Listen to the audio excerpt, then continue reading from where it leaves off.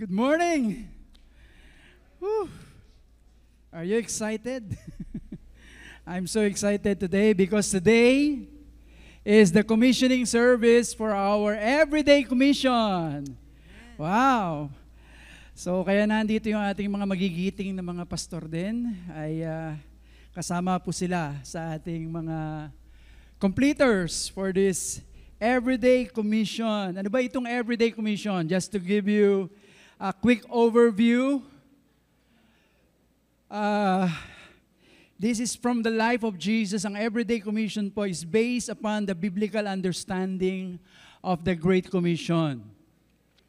Priorities as observed in the life of Jesus Christ. Ito pong training na to, ito pong workshop na ginawa natin for the last 4 months. 4 months po ito in the making. Is designed to help our leaders gain a simple yet fresh glimpse in the process movement building in the life of Christ, and that is making disciples. So ano ba itong making disciples? Saan ba nanggaling ito? Galing po ito sa Matthew 28. Yan, alam na natin po ito. Next slide. Basahin nga natin together po yung Matthew 28. Ready? Let's read. All authority, heaven and on earth, go therefore and make disciples of all nations, baptizing them in the name of the Father and the Son and the Holy Spirit, teaching them to observe all that I commanded you, and lo, I am with you always to the end of the age. Everyday Commission is about one command. Yan po yung makikita natin sa screen. Make disciples with 3 actions. Ito po yung aming pinag-aralan for the last 4 months. And the action is we have to go, and that is evangelism, baptizing, and that is the building up of the believers, and yung teaching to observe is the establishing of the believers, and that is what makes a disciple. Ganun lang pong kasimple yan. You go, you establish, you strengthen, and then you establish, and that's a disciple, and then you do it again, who will make disciples of all nations, disciple, making disciples, making disciples. So ito pong 4 sessions na aming pong pinag-aralan for the last 4 months. Yung mga pastor, medyo fast track itong mga pastor na to eh. Focuses on helping the believers or the disciple to make 4 life commitments. The Great Commission is all about commitment. To do what Jesus did and to balance all the priorities ng buhay natin to reflect a disciple-making lifestyle. So in other words po, ang Everyday Commission is making the Great Commission our everyday life. To put it simply, every day, wherever you are, saan man tayo pumupunta, ano man ang ating hanap buhay, ano man po ang ating ginagalawan lugar kung saan tayo iniligay ng Panginoon. Ang ating pong number 1 goal is to seek the lost, to build believers, and to train people, and that is what makes a disciple maker. So, this morning po, we are going to recognize and distribute yung ating pong mga certificates para po sa ating mga completers na mga kapatiran po. Palakpakan po natin ang Panginoon. We have 64! Wow! Grabe po ito, 64. Yung ating pong mga completers who will receive their certificate of completion. So tinatawagan ko po on stage si Pastor Hernan. And then si Mark, Brother Mark, our trainer, master trainer for this workshop. Palakpakan po natin si Brother Mark. Pastor, pwede na ba ang pastor? Ang ating pong master trainer. Ito po ay part and first step lang po ito ng ating Jesus strategy. Meron pang 3. So, unang step pa lang po ito. So, tatawagin po ni Lynn ang ating pong, teka muna, I-ano ko lang yung ating mga completers. You will be called according to your groups. Yung ating pong starting with the young couples. And then young pro boys, young pro girls, youth 1, youth 2, women's 1, 2, 3, men's, and then outreach pastor. So be ready na po tayo as your names will be called to receive your certificate. Before I call on the names, I would like to read Certificate of Completion. This certificate is awarded to for successfully completing the intensive training workshop entitled The Everyday Commission. Go and make disciples of all nations, Matthew 28:19. Given this 25th day of August in the year of our Lord 2024 at Emmanuel Church Ministries International, Makati. Signed, Reverend Hernan Villegas, our senior pastor, Reverend David Di Mayuga, coordinator, and Brother Marcus Leland Villegas, master trainer. We will start with the young couples. Sally Chavez, Vincent Chavez,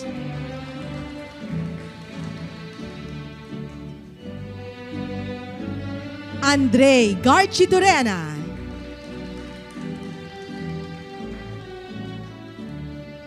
Patrick Torres, Eileen Villanueva. The young couples.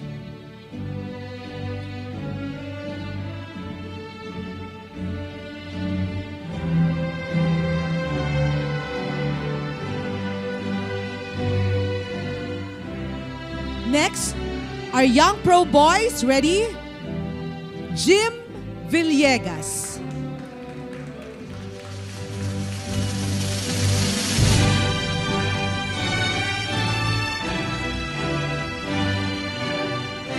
Jeffernin Gamet.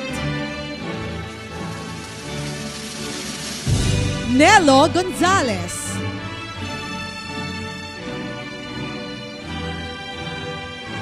Crismon Gutierrez.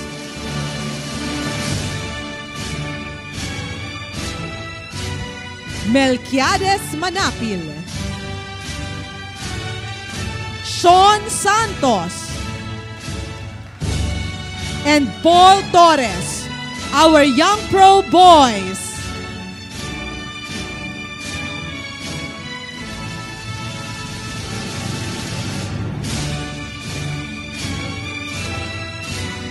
Next will be our young pro girls, Elizabeth Fortes, Concepcion Bagas. Ay, Connie Bagas pala. Virginia Castillo, Liberty Galang, Zayla Ibanez, Marilu Robelion, Mary May Valera, and Jessame Villegas.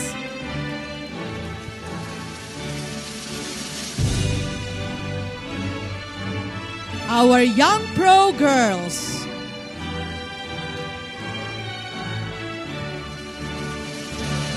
Next is our youth.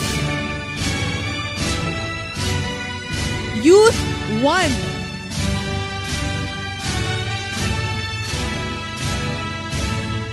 Jed Dumago. Jaira Dumago.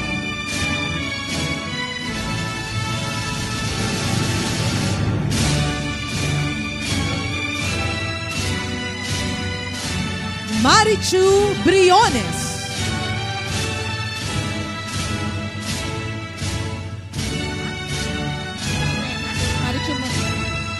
Maria Razel Saavedra.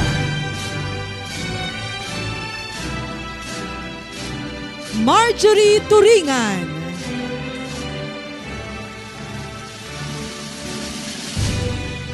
And Divine May Valera. Youth 1.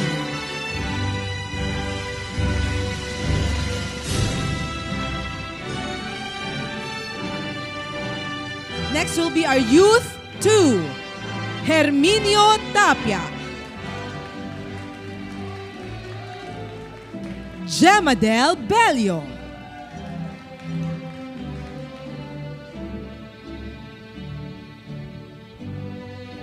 Darlene Di Mayuga.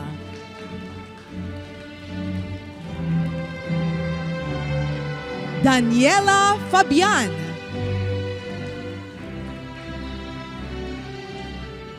Rosana Joy Quintos.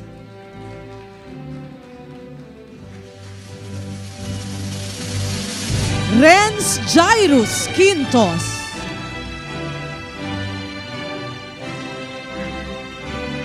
And Fiona Reyes. Once again, our Youth 2. Next, Women's 1. Ruby Gutierrez.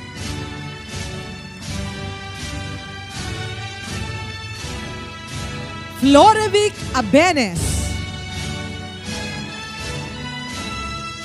Merly Angeles. Lorena Kalingasan. Lucina Reyes. Lilian Sarto. And Marisa Villegas.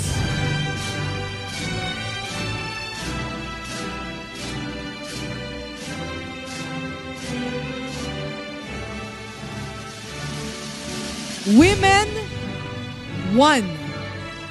Next is our Women 2. Esterlita Lee. Annette Agustin.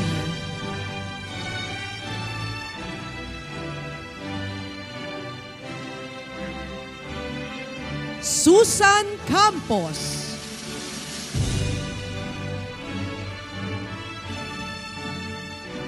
Mila Gamet.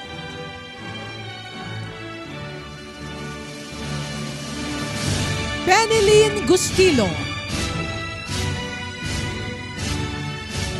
Luz Viminda Mateo.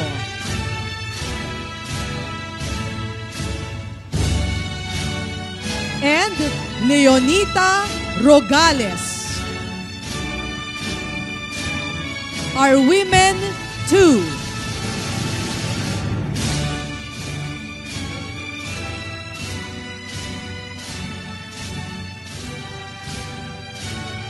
Next are Women 3.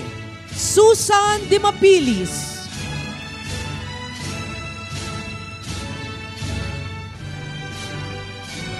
Eileen de la Cruz.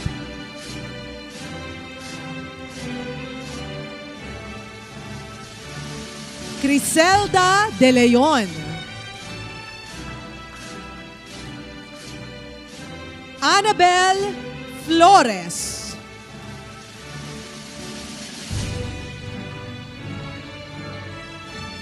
Maria Rosario Quintos.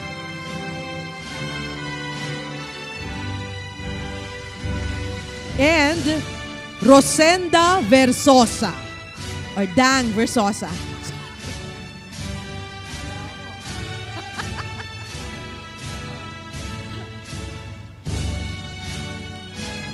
Our Women 3. Next will be our men.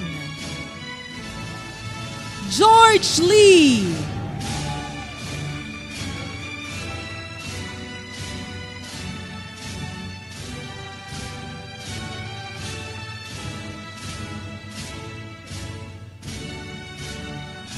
Ronald Quintos.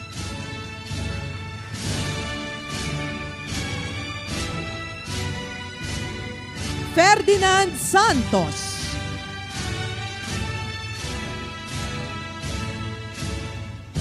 Tony Sevilla. and Dennis Versosa.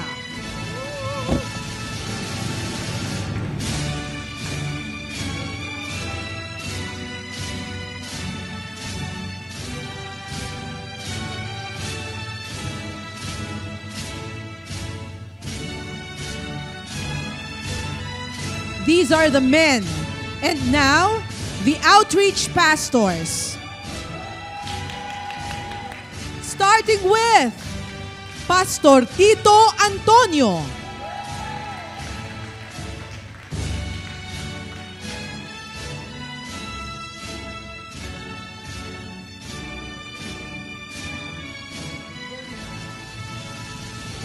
Pastor Rolando de la Cruz.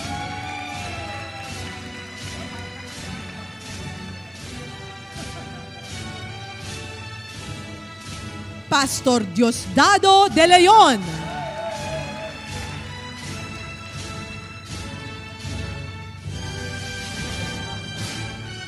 Pastor Roger de Ocampo.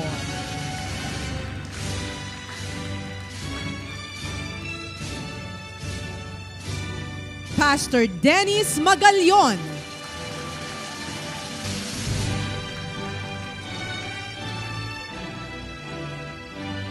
And Pastor Michael Sermonia Torres.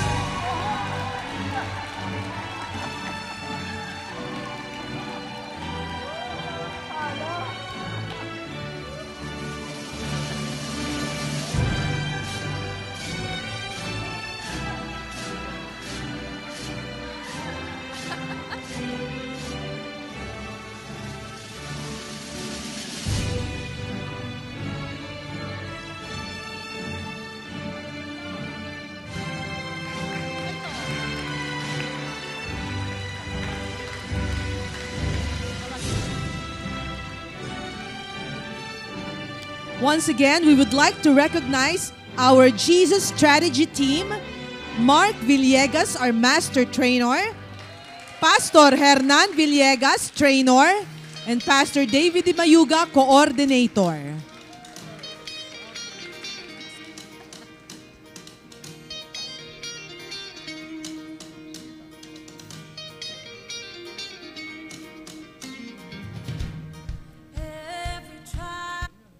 Yan. Atin pong seselyuhan ang completion po nito with our commitment. So, paki-flash sa screen yung ating commitment. Ano. Ayan. Ayan. Bandarita, bandarita.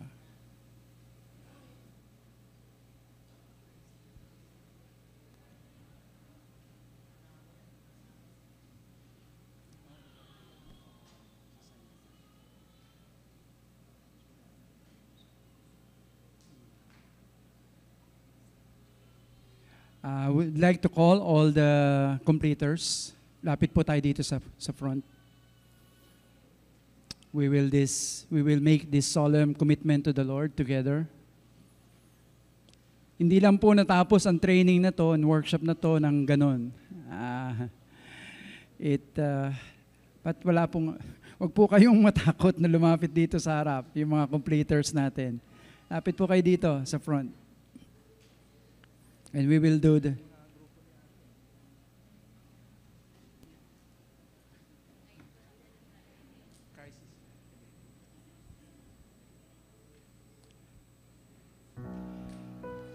Now in the presence of the Lord and witnessed by the congregation, we will make a solemn commitment to the Lord. So babasahin po natin ang commitment na to all together.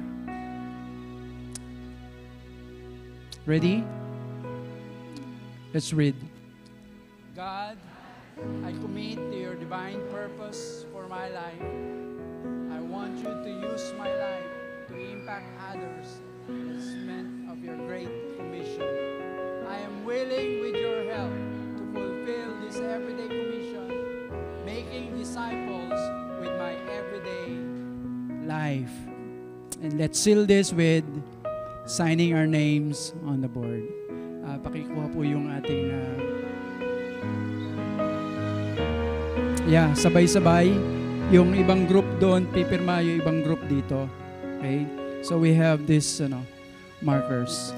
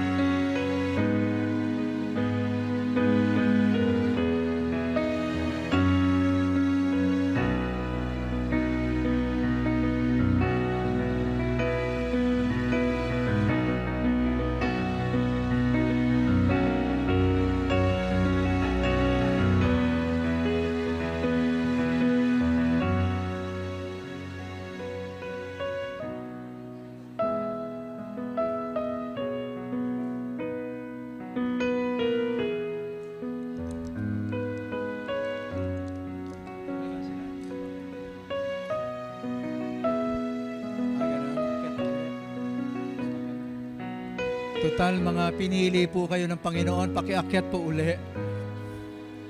Lahat po na pumirma po dito, pakiakyat. Ayan, pakikuha po yung cheque mamaya paglabas, kanya-kanyang cheque. Kaya po, dito. Picture taking daw uli eh. pagpe-pray po kayo. Nakailang akyat kayo, tatlo.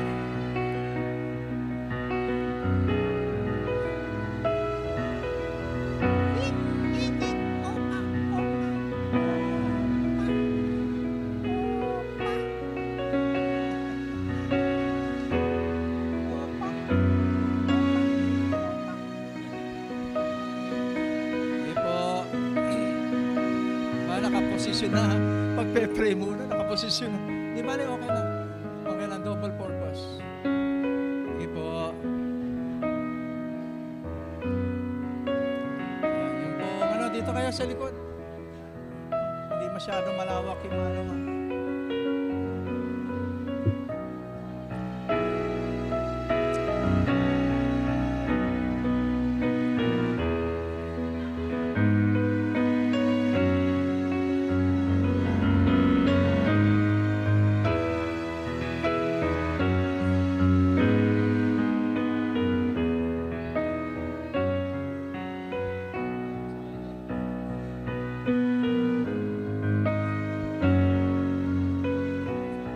Okay, kompleto na po. Wala nang kulang. Make cave the Lord. Hala kayo. Dali na kayo.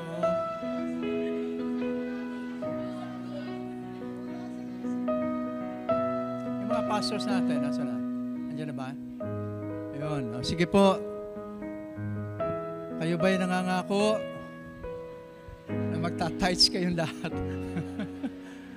O, sige po. Yung gagawin po natin ngayon is a serious po commitment sa Panginoon. Kaya ginamit po namin ni Pastor Bong yung term na commissioning. Kasi po, ang ibig sabihin nun, for a special task, ay itinatalaga kayo ng Panginoon for the work of bringing the gospel sa mga small groups po ninyo. And so, because of that, we expect the Lord's work na kayo po ay bibigyan ng kapangyarihan ng Espiritu ng Panginoon para magtagumpay sa gawain po na yun. And so, kailangan po single heart tayo, hindi double heart or undivided. Yung ating commitment, yung pirma po natin doon, hindi po pakitang tao lang yon. Hindi totoo po yun na gagawin natin every day. Sabi ron, no? Every day in my everyday life. And so, kung ready na po tayo, tungo po tayo para let's commune with the Lord. Hingin po natin ang kanyang basbas sa oras po na ito. Panginoon naming nasa langit, ang aming Diyos, Ama, na makapangyarihan sa lahat, ang aming Amang nagmamahal, tunay na kumakalinga sa kanyang mga anak. Sa pangalan ng Panginoong Jesus, kami po'y lumalapit sa iyo, Panginoon. Itinataas po ang aming mga leaders, na nagbigay po ng commitment para sa gawain po ng everyday commission. Ng buhay nila magiging pangunahin, Panginoon, ang pagbabahagi ng salita mo, ang paggawa ng mga alagad ng Panginoong Jesus. I lay my hands on them in the name of Jesus, asking po, Lord, na gamitin mo kami ni Pastor Bong bilang instrument, Lord, na pagdadaluyan ng kapangyarihan mo upang ma-empower, Lord, ang aming mga kapatid na ngayon ay narito. Sa pangalan ni Jesus, bigyan mo ng confirmation, Lord, ang kanilang mga ministries, na every time magle-lay hands sila, Panginoon, pagagalingin mo ang mga may karamdaman. Every time na naroon ang presensya po nila, magkakaroon ng comfort yung taong binibisita po nila, Panginoon. Ang favor ng mga tao, Lord, mawiwin po nila sa buhay po nila.